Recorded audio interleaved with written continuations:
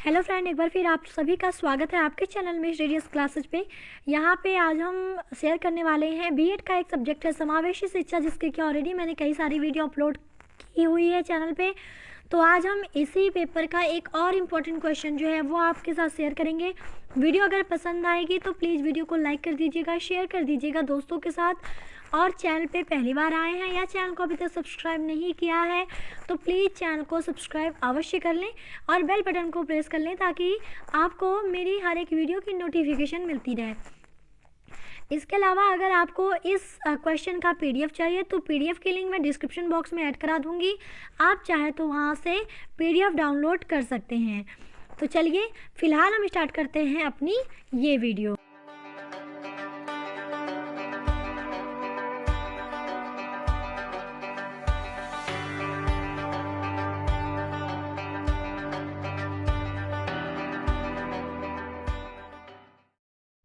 तो हमारा जो प्रश्न है वो देख लेते हैं पहले कि श्रवण बाधिता के कारणों को स्पष्ट कीजिए।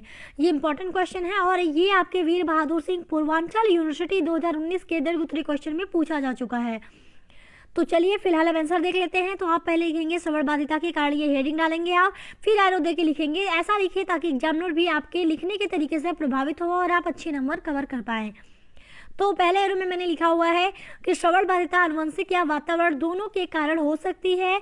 ये दोनों तत्व श्रवण क्षमता को प्रभावित करते हैं, यानी चाहे वो आनुवंशिक हो सकता है या वातावरण की वजह से हो सकता है, यानी ये दोनों ही किसी भी श्रवण बाधिता को प्रभावित करते हैं, श्रवण जो क्षमता है उसको प्रभावित करते हैं।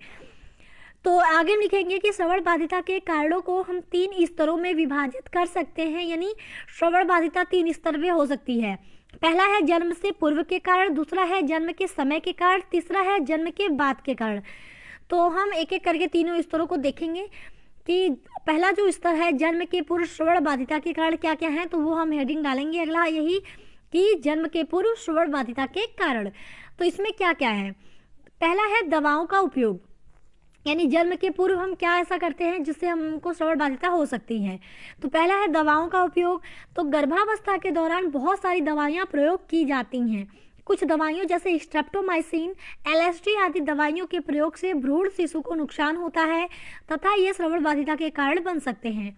आपको पता है कि जब प्रेग्नेंट औरतें रहती हैं उस टाइम उनकी दवाइयाँ चलती हैं, तो अगर उन दवाइयों में अगर जैसे स्ट्रेप्टोमाइसिन वगैरह ये सब जो दवाइयाँ हैं अगर इसका ज़्यादा प्रयोग होने लगता है तो भ्रूण में जो हम यानी उनका जो भ्रूण है यानी जो बच्चा है अंदर उनके, उस पर भी इसका बुरा असर हो सकता है। और वो क्या हो सकता है ये हम कह नहीं सकते, तो उसमें श्रवण बाधिता भी हो सकती है। ठीक है।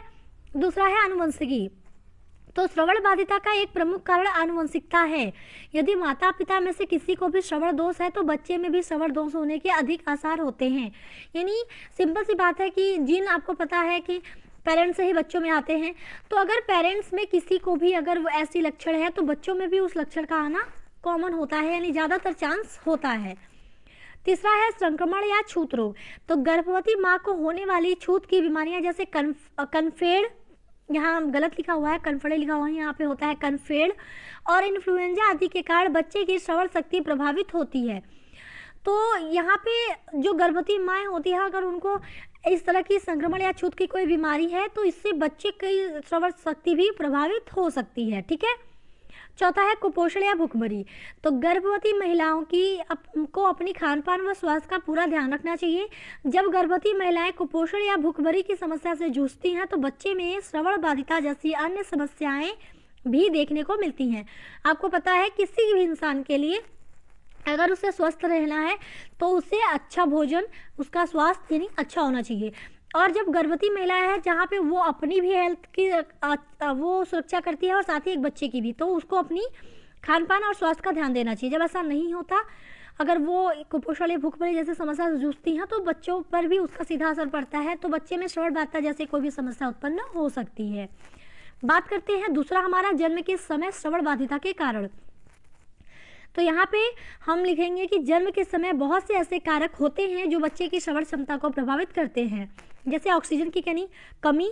जब प्रसव के दौरान अगर बच्चे को ऑक्सीजन की कमी हो जाती है तो उसका बच्चे के ऊपर निगेटिव इफेक्ट पड़ता है और वो किस रूप में पड़ता है ये उस टाइम सिचुएशन पे डिपेंड करता है, तो उसमें श्रवण क्षमता भी प्रभावित हो सकती है। फिर है उस प्रसव के दौरान प्रयोग किए जाने वाले औजार, यानी जो प्रसव के दौरान डॉक्टर यूज करते हैं औजार, उस औजार का सही उपयोग करना पड़ेगा, अदरवाइज अगर वो कहीं बच्चे के अंगों पे लग गया तो उसमें भी श्रवण बाधिता के आसार बन सकते हैं। तीसरा है इसमें एस्थेटिक दवाइयों का प्रयोग, यानी जो भी दवाइयाँ वो यूज कर रहे हैं प्रसव के दौरान, तो उसका प्रयोग बच्चे के ऊपर निगेटिव ना पड़े, इसका भी ध्यान रखना चाहिए। अगर वो पड़ता है तो उससे भी बच्चे को श्रवण बाधिता जो है, उसकी श्रवण क्षमता जो है वो प्रभावित हो सकती है। अथवा इसमें है कि प्रसव के समय अधिक रक्त प्रवाह, जब प्रसव होता है उसमें अधिक रक्त प्रवाह होता है तो बच्चे पर भी उसका नेगेटिव इफेक्ट पड़ता है। तो यही सब है, तो हम लिखेंगे प्रसव के समय अधिक रक्तस्राव आदि अनेक कारणों से बच्चों में श्रवण बाधिता हो सकती है। ठीक है। तीसरा है जन्म के बाद श्रवण बाधिता के कारण। तो जन्म के बाद श्रवण बाधिता निम्न कारणों से देखने को मिलती है। पहला है दुर्घटनाएं, तो कोई भी दुर्घटना कर्णपटल को नुकसान पहुंचा सकती है जिससे श्रवण बाधिता हो सकती है, जैसे खेलते वक्त कान में चोट आना, पिन या लकड़ी कान में डालने पर, किसी अन्य प्रकार की दुर्घटना से सर में चोट आने पर आदि। तो आपको पता है कि जब दुर्घटना होती है, खेलते वक्त हमारे कान पर चोट लगी तब तो हो सकती है श्रवण बाधिता। इसके अलावा जैसे यहाँ पे था कि हम कान में लकड़ी या पिन वगैरह कुछ डालते रहते हैं, जबकि डॉक्टर मना करते हैं क्योंकि उसका असर कान के अगर आपके कर्णपटल पर होता है तो आपके कान को नुकसान पहुंच सकता है, जो जिससे कि श्रवण बाधिता हो सकती है। साथ ही अगर कोई भयंकर एक्सीडेंट हो गया जिसमें हमारे सर पे चोट लग गया, तो आपको पता है कि सर ही मास्टरमाइंड है पूरे बॉडी का, और ये ही हमारा जो ब्रेन है वही कंट्रोल करता है। तो अगर सर के किसी पोर्शन में ऐसे पोर्शन में चोट लगी जिसका कि जो रिलेटेड है आपके कानों से, तो उससे भी आपको श्रवण बाधिता हो सकती है। ठीक है। बी है हमारा बीमारियां संक्रमण। तो बहुत सारी ऐसी बीमारियां होती हैं जो श्रवण दोष उत्पन्न करती हैं, जैसे चेचक, कनफेड़, खसरा, कुकर खांसी व कान में मवाद आदि अनेक बीमारियां हैं जिसके कारण श्रवण दोष पैदा होते हैं। तो ये सारी बीमारियां भी हैं और संक्रमण भी हैं जिससे कि श्रवण बाधिता हो सकती है।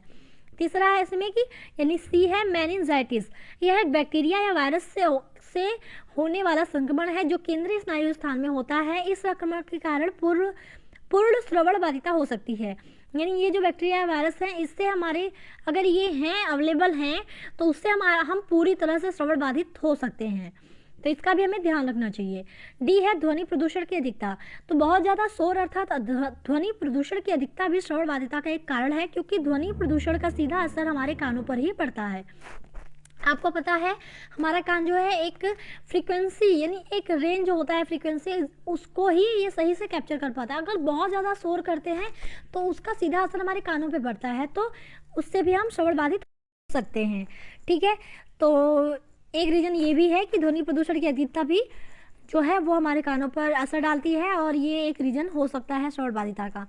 तो ये था कंप्लीट वीडियो। उम्मीद करती हूँ पसंद आया होगा। तो वीडियो पसंद आए तो वीडियो को लाइक शेयर और चैनल को सब्सक्राइब कर दीजिएगा। अभी के लिए thank you so much. Take care, bye bye, जय हिंद।